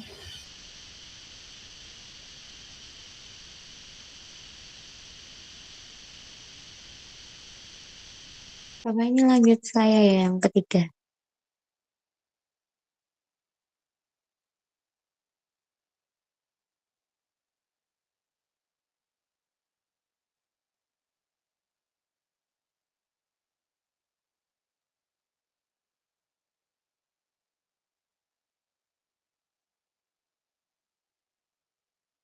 Apakah sudah terlihat? Sudah, silakan. Baik. Di sini saya izin untuk membacakan tentang refleksi pengalaman belajar pada mata kuliah pembelajaran mendalam dan asesmen dasar. Untuk pertanyaan pertama, apa keterkaitan materi perkuliahan dengan peran saya sebagai calon guru? Pada mata kuliah ini memiliki keterkaitan yang cukup erat dan relevan dengan peran saya sebagai calon guru. Hal ini dikarenakan pada mata kuliah ini saya belajar mengenai bagaimana menyusun rancangan pembelajaran yang berorientasi pada pengalaman belajar murid yang bermakna. Pada mata kuliah ini juga saya belajar mengenai konsep pembelajaran mendalam dengan mengedepankan prinsip mindful, meaningful, dan joyful. Saya menyadari bahwa rancangan pembelajaran yang baik memiliki 3 kunci utama, yaitu tujuan pembelajaran, skenario, dan asesmen pembelajaran. Melalui hal ini, saya mampu membuat sebuah rencana pembelajaran yang sesuai dengan kebutuhan dan juga perkembangan murid. Untuk materi perkuliahan yang berbeda dari praktik yang saya lakukan selama ini, di mana sebelumnya saya memiliki pemahaman bahwa asesmen merupakan instrumen yang digunakan untuk mengukur hasil belajar murid pada akhir pembelajaran. Namun setelah mengikuti perkuliahan pada materi perkuliahan ini, saya menyadari bahwa asesmen tidak hanya dilakukan pada akhir pembelajaran, bahkan asesmen sendiri perlu dilakukan dari sebelum pembelajaran berupa asesmen diagnostik, kemudian saat pembelajaran, dan juga di akhir pembelajaran. Hal ini bertujuan untuk mengetahui kebutuhan dan juga kesesuaian dari rencana pembelajaran yang telah disusun dengan kebutuhan murid dalam suatu kelas. Saya juga menyadari bahwa pembelajaran yang efektif adalah pembelajaran yang mampu memberikan pengalaman belajar yang bermakna, meningkatkan keterlibatan murid, dan terdapat refleksi pembelajaran yang berguna sebagai bahan evaluasi dan perbaikan pada pembelajaran berikutnya, bukan sekedar fokus pada hasil akhirnya saja. Kemudian, apa saja konsep utama dan penting yang telah saya pelajari? Konsep utama yang penting dipelajari pada mata kuliah ini yaitu konsep mengenai pendekatan pembelajaran mendalam deep learning dengan menjunjung tinggi prinsip mindful, meaningful, dan joyful. Melalui konsep tersebut, saya memahami bahwa pembelajaran harus dirancang sedemikian rupa untuk dapat menciptakan pembelajaran yang berorientasi pada murid, mampu mengakomodasi berbagai kebutuhan muridnya, serta upaya untuk melakukan pembelajaran next level agar materi pembelajaran dapat dipahami bukan hanya sekedar materi, namun juga dipraktikkan dalam kehidupan sehari-hari. Kemudian, apa saja perubahan yang ingin saya lakukan setelah mendapatkan materi perkuliahan ini? Nah, perubahan yang ingin saya lakukan setelah mendapatkan materi perkuliahan ini yaitu menyiapkan rancangan pembelajaran yang baik dan mampu mengakomodasi berbagai karakter dan kebutuhan muridnya. Saya juga berupaya untuk melakukan asesmen sebelum perancangan pembelajaran agar pembelajaran dapat dilakukan secara tepat sasaran dan juga memberikan dampak yang lebih bermakna. Kemudian artefak pembelajaran yang dapat saya jadikan didukung hasil refleksi pengalaman belajar, saya mengambil hasil sintesis pembelajaran mendalam, hasil observasi kemampuan kognitif murid, serta hasil diskusi mengenai penyusunan perencanaan pembelajaran yang telah dibuat. Selain itu, pada mata kuliah ini juga terdapat kolaborasi dalam menyusun perbaikan bersama dengan teman satu kelas dan juga dosen pengampu, serta kegiatan refleksi dan perbaikan berkelanjutan pelaksanaan pembelajaran. Selain itu, juga artefak mengenai bagaimana perencanaan pembelajaran secara terpadu, dimulai dari desain UPD dan juga pembelajaran berdiferensiasi. Lalu, mengapa artefak tersebut yang saya pilih? Nah, artefak tersebut saya pilih karena memberikan gambaran mengenai bagaimana menyusun rancangan pembelajaran dengan pendekatan deep learning, dari mengidentifikasi kebutuhan murid, kemudian perumusan tujuan, sampai pemilihan asesmen yang tepat, sehingga menjadi suatu rancangan pembelajaran yang utuh dan juga sistematis sesuai dengan kebutuhan murid. Selain itu, saya juga mampu menganalisis, merancang, melaksanakan, mengevaluasi, dan merefleksikan proses pembelajaran secara utuh. Dan yang terakhir, bagaimana dari artefak ini yang mendukung hasil refleksi saya? Bagian yang mendukung hasil refleksi saya terdapat pada hasil sintesis pembelajaran mendalam. Melalui artefak ini, saya dapat memahami sejauh mana saya menerapkan pendekatan pembelajaran mendalam, termasuk prinsip yang ada di dalamnya. Pada artefak perencanaan pembelajaran mendalam secara terpadu juga menjadi artefak yang mendukung hasil refleksi saya. Melalui artefak tersebut, saya mampu memahami bahwa pendekatan pembelajaran dapat dirancang melalui beberapa strategi yang dapat disesuaikan dengan kebutuhan muridnya. Sekian presentasi mengenai refleksi saya pada mata kuliah pembelajaran mendalam dan asesmen dasar. Untuk selanjutnya saya kembalikan kepada Pak Dion. Oke, terima kasih. Berikan aplaus untuk Mbak Ilma ya. Ya, ini sudah bagus. Kita lanjut dulu ke yang lain ya.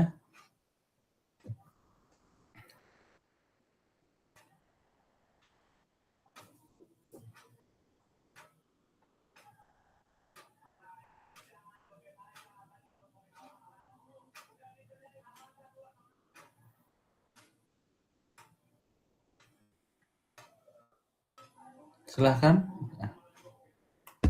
Baik, apakah udah terlihat? Sudah.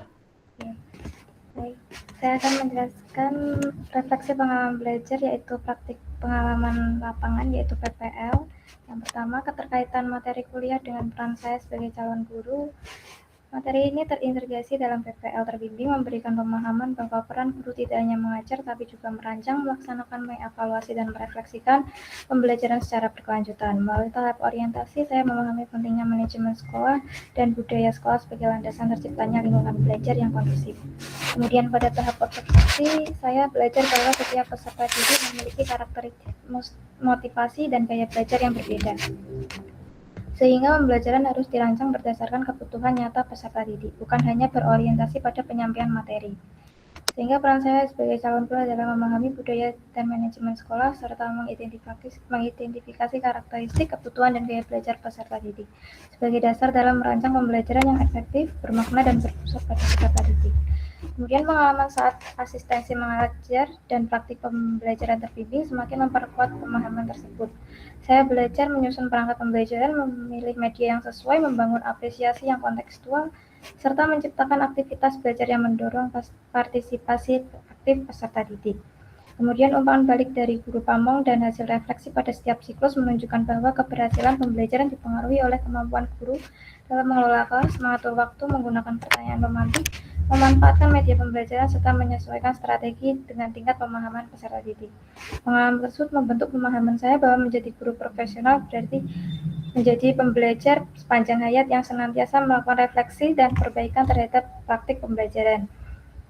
Saya menyadari bahwa guru yang efektif bukanlah guru yang menyampaikan materi, melainkan guru yang mampu menciptakan pembelajaran yang bermakna. Dengan melibatkan seluruh peserta didik secara aktif, serta membantu mereka membangun pemahaman keterampilan secara berpikir bertahap sesuai kebutuhan dan karakteristiknya. Kemudian, apa materi perkuliahan yang berbeda dengan praktik yang saya lakukan selama ini? Saya menyadari bahwa perkuliahan tidak hanya berfokus pada penyusunan perangkat pembelajaran, tapi juga menekankan pentingnya pemahaman karakteristik peserta didik melalui observasi, menerapkan pembelajaran yang berpusat pada peserta didik, serta melakukan refleksi berkelanjutan berdasarkan umpan balik dari guru pamong dan dosen pembimbing lapangan. Dalam praktik pengajar, saya juga merasakan bahwa pembelajaran tidak selalu berjalan sesuai rancangan karena terdapat perbedaan kemampuan, motivasi, dan partisipasi peserta didik, sehingga saya perlu menyesuaikan strategi, media, pengelolaan waktu, dan pertanyaan pematik agar pembelajaran lebih efektif. Sehingga pengalaman ini mengubah cara pandang saya bahwa guru tidak hanya bertugas menyampaikan materi, tapi juga beradaptasi, mengevaluasi, dan terus memperbaiki kualitas. Kemudian, konsep utama dan penting yang telah saya pelajari sebagai calon guru yaitu memahami karakteristik dan kebutuhan peserta didik.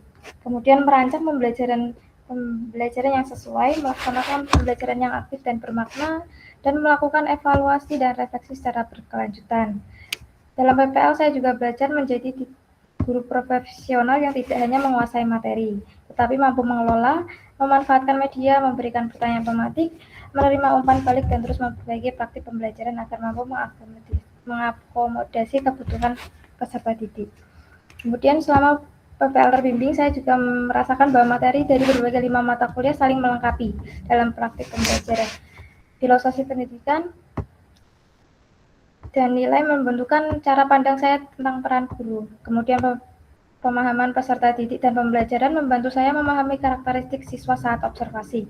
Dilanjutkan dengan pembelajaran asesmen dasar menjadi acuan dalam merancang pembelajaran yang bermakna. Kemudian grow mindset mendorong saya menerima umpan balik sebagai kesempatan berkembang.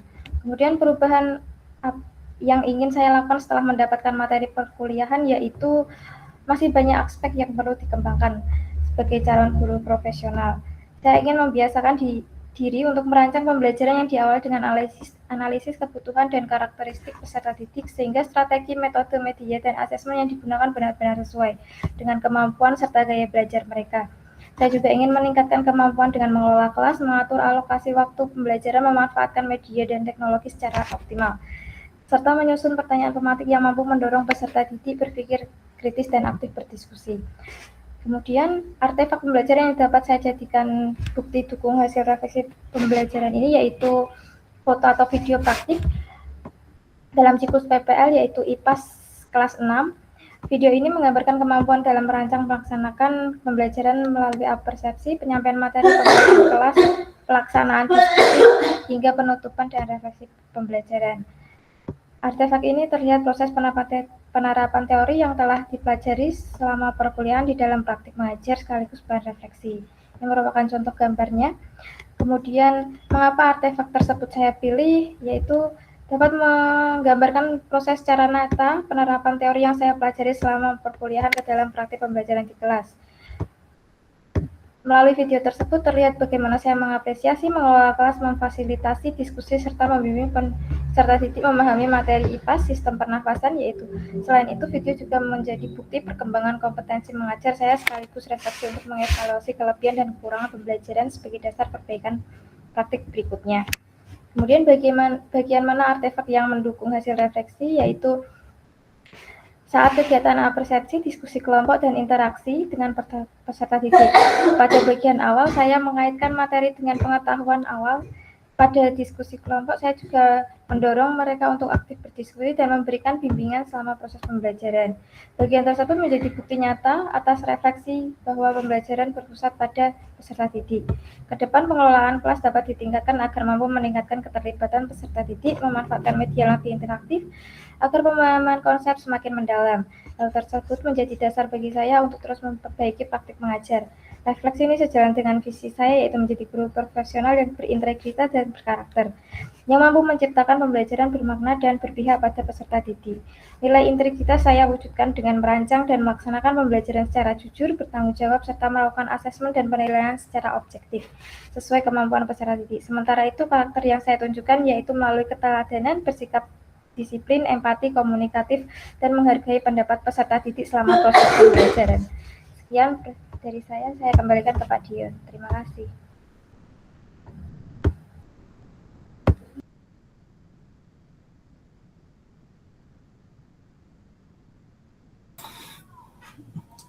Sudah, Mbak Anissa? Sampun, Pak. Ya, kita berikan aplaus dulu, Mbak Anissa. Lanjut dulu ya, Mbak. Siapa tadi lanjutnya?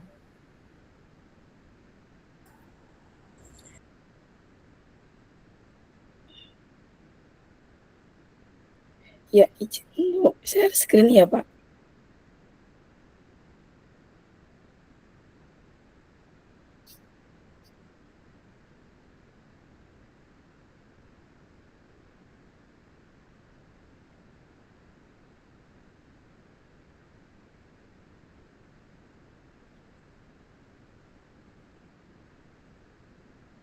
Apakah sudah terlihat, Pak? Ya, di sini saya akan mempresentasikan hasil refleksi saya mengenai mata kuliah PPL terbimbing. Pertanyaan pertama, apa keterkaitan materi perkuliahan dengan peran saya sebagai calon guru?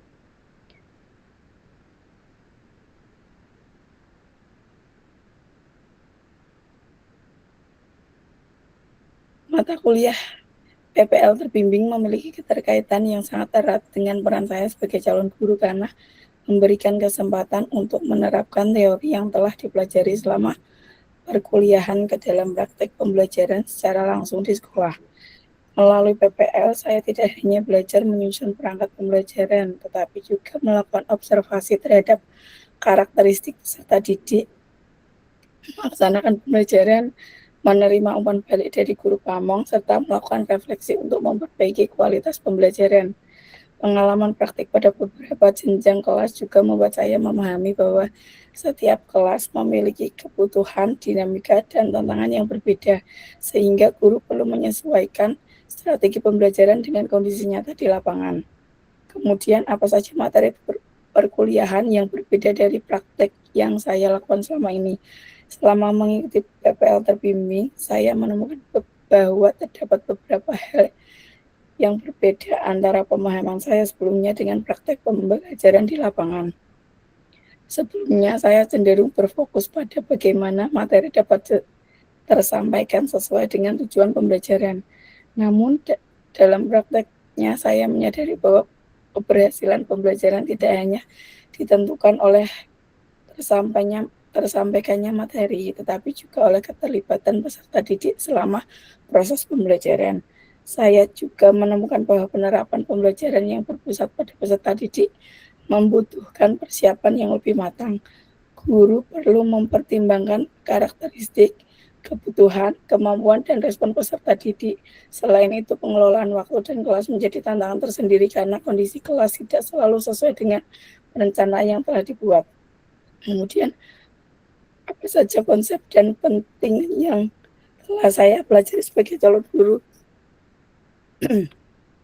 Melalui PPL terbimbing, saya memahami bahwa pembelajaran yang efektif tidak hanya bergantung pada perangkat pembelajaran yang telah disusun, tetapi juga pada kemampuan guru dalam mengelola proses pembelajaran secara fleksibel. Saya belajar bahwa persepsi penting untuk membangun kesiapan belajar peserta didik.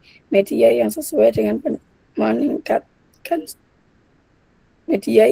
dapat meningkatkan motivasi belajar dan umpan balik dapat membantu peserta didik memperbaiki pemahamannya. Saya juga memahami pentingnya refleksi setelah pembelajaran sebagai dasar untuk mengevaluasi kekuatan dan kelemahan proses pembelajaran serta menentukan perbaikan pada pertemuan berikutnya. Selain itu, guru perlu menciptakan suasana belajar yang aktif, menyenangkan, dan memberikan kesempatan kepada seluruh peserta didik untuk berpartisipasi sesuai dengan kemampuan masing-masing. Kemudian selanjutnya, perubahan yang ingin saya lakukan setelah mendapatkan materi perkuliahan. Setelah mengikuti PPL terbimbing, saya berkomitmen untuk terus meningkatkan kompetensi sebagai calon guru profesional. Saya akan lebih memperhatikan kesiapan belajar peserta didik melalui persepsi yang menarik, menggunakan media pembelajaran yang lebih variatif, dan merancang aktivitas yang mampu melibatkan seluruh peserta didik secara aktif. Saya juga akan memberikan umpan balik yang lebih bermakna, meningkatkan kemampuan dalam pengelolaan kelas, serta menyediakan waktu untuk melakukan refleksi bersama peserta didik di akhir pembelajaran. Selain itu, saya akan lebih terbuka terhadap masukan dari guru pamong dan rekan sejawat sebagai bahan evaluasi untuk meningkatkan kualitas pembelajaran yang saya lakukan. Kemudian, artefak pembelajaran yang dapat saya jadikan bukti dukungan hasil refleksi pengalaman belajar, yaitu artefak pembelajaran, yaitu LK3 refleksi praktik asisten serta LK4 refleksi praktik pembelajaran terbimbing 1, 2, dan 3. Artefak tersebut menunjukkan proses perkembangan saya mulai dari kegiatan asistensi, praktik mengajar, menerima umpan balik, serta melakukan refleksi dan menyusun rencana perbaikan pembelajaran. Kemudian mengapa artefak tersebut yang saya pilih? Saya memilih artefak tersebut karena dapat menunjukkan perkembangan kemampuan saya dalam merancang dan melaksanakan pembelajaran secara nyata. LK3 memberikan bukti mengenai pengalaman menyusun pembelajaran bersama. Guru pamong memilih media yang sesuai dan menyesuaikan strategi dengan karakteristik peserta didik. Sementara itu LK4 menunjukkan perkembangan kemampuan saya dalam melaksanakan pembelajaran serta memperbaikinya berdasarkan umpan balik yang diberikan oleh guru pamong. Kemudian bagian mana dari artefak ini yang mendukung hasil refleksi saya? Bagian yang paling mendukung hasil refleksi adalah bagian yang menunjukkan peningkatan dalam penggunaan media, penyusunan persepsi, pelaksanaan diskusi kelompok, serta kegiatan refleksi di akhir pembelajaran. Umpan balik dari guru pamong juga menjadi bukti penting dalam mengidentifikasi hal-hal yang masih perlu diperbaiki seperti pengelolaan kelas, pemberian penguatan kepada peserta didik, pengaturan transisi antar kegiatan, dan peningkatan partisipasi seluruh peserta didik. Keseluruhan artefak tersebut menunjukkan perkembangan kompetensi pedagogi saya dari tahap observasi, asistensi, praktik mengajar, menerima umpan balik, hingga menyusun rencana perbaikan pembelajaran. Sekian presentasi dari saya kembalikan ke Pak Dion.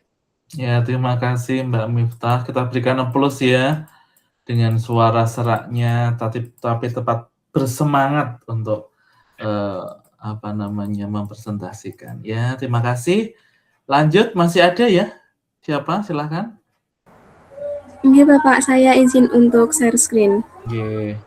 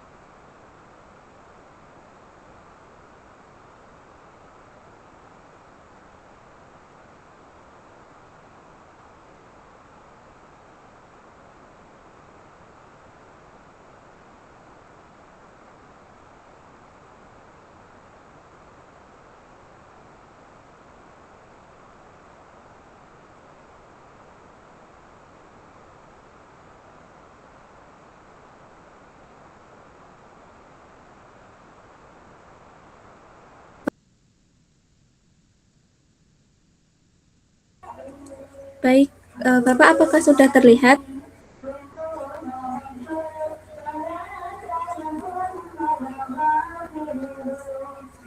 Baik, izin untuk mempresentasikan hasil refleksi pengalaman belajar setiap mata kuliah, yaitu pada mata kuliah Filosofi Pendidikan dan Pembelajaran. Untuk pertanyaan pertama, apa keterkaitan materi perkuliahan dengan peran saya sebagai calon guru?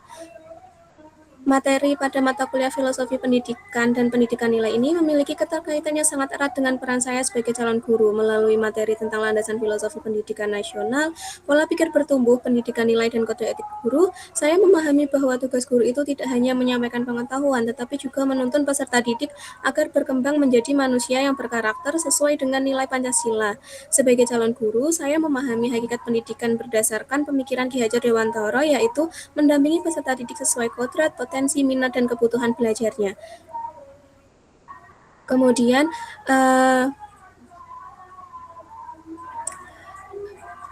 pemahaman mengenai pendidikan nilai dan kode etik guru ini juga membantu saya menyadari bahwa setiap tindakan guru akan menjadi contoh bagi peserta didik, karena guru itu kan juga digugu lan ditiru seperti itu. Nah, untuk tanggung jawab guru ini juga menciptakan lingkungan belajar yang aman, nyaman, menghargai keberagaman, serta mendukung perkembangan karakter peserta didik melalui keteladanan dan pembiasaan yang positif.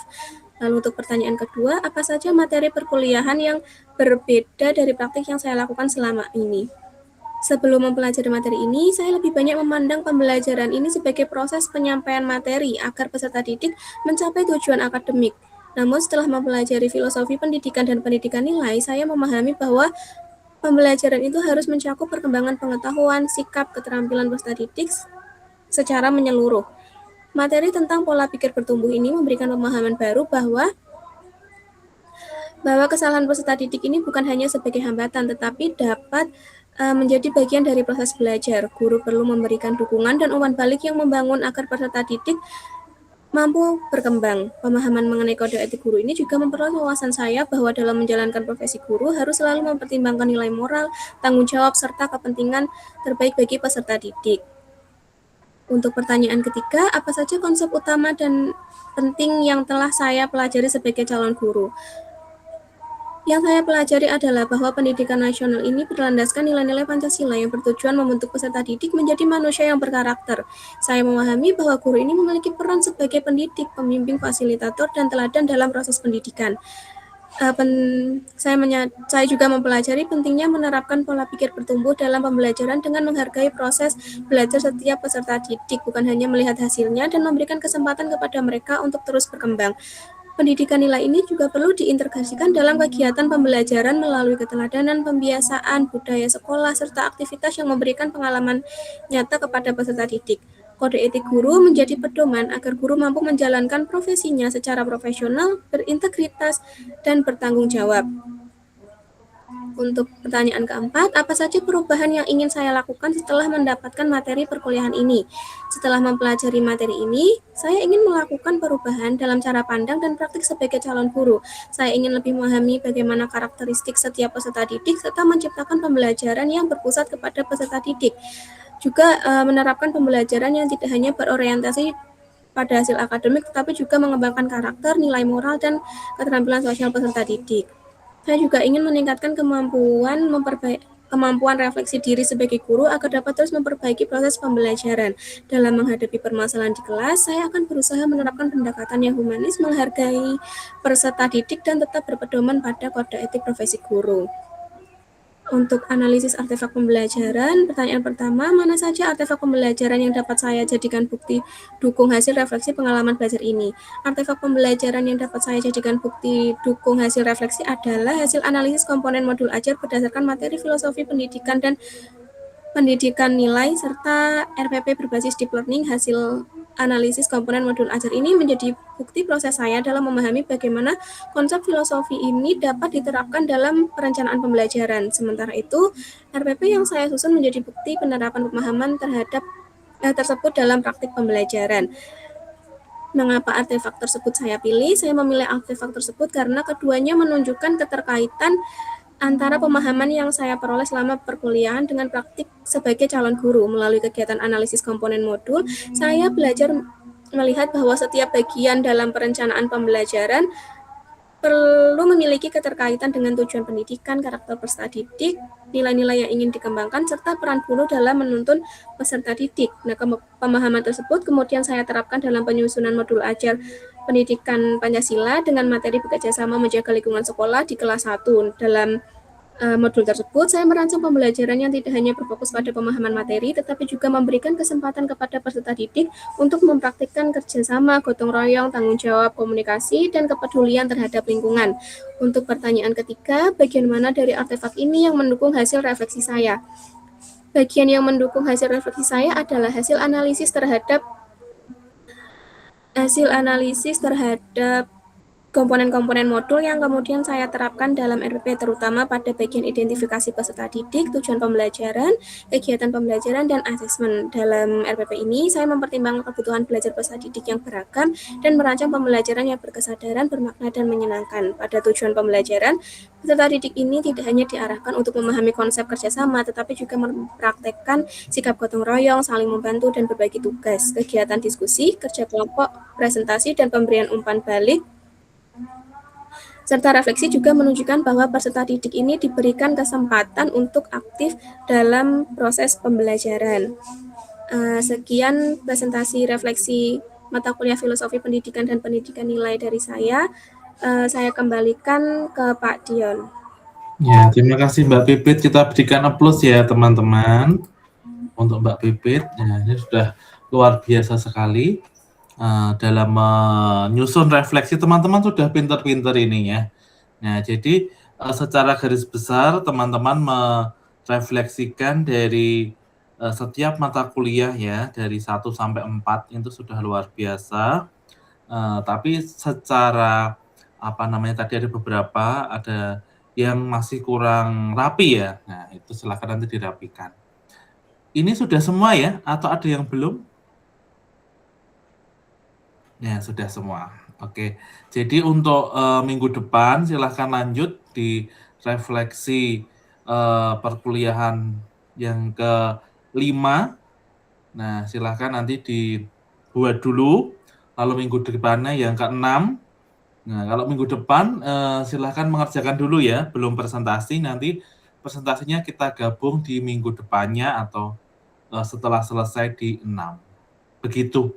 Ada pertanyaan dulu teman-teman, karena tagihan mata kuliah ini tidak terlalu berat yang kita bayangkan di awal nggih. Nah, jadi ini lebih bersifat refleksi saja. Silahkan kalau ada yang mau bertanya boleh. Cukup teman-teman? Cukup, Bapak. Oh ya, kalau cukup kita akhiri untuk kelas pada malam hari ini dengan berdoa masing-masing. Berdoa secara agama dan kepercayaan, kami persilahkan. Cukup, terima kasih teman-teman. Sampai jumpa di pertemuan yang akan datang. Terima kasih, selamat malam, Tuhan berkati. Wassalamualaikum warahmatullahi wabarakatuh. Waalaikumsalam warahmatullahi wabarakatuh. Terima kasih, Pak. Ya.